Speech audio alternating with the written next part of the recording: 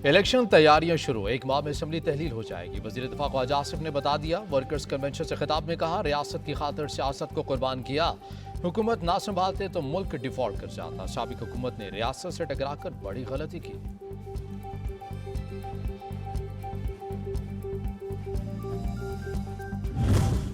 शोहदाए वतन को सलाम। कैप्टन अमार हुसैन ने कारगिल जंग में दिफाए वतन की खातिर जान का नजराना पेश किया। शहीद के लवाहिकीन कहते हैं, 9 मई को शोहदा की यादगारों पर हमले से दिल को ठेस पहुंची है।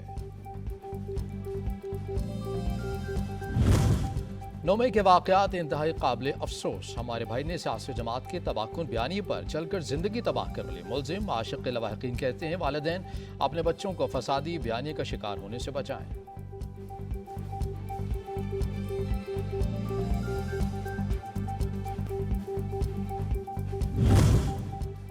अफवाज पाकिस्तान से इज़ार यकजहती, मुख्तलिफ मकातब फ़िक्र और सियासी शख्सियात का जिना हाउस का दौरा।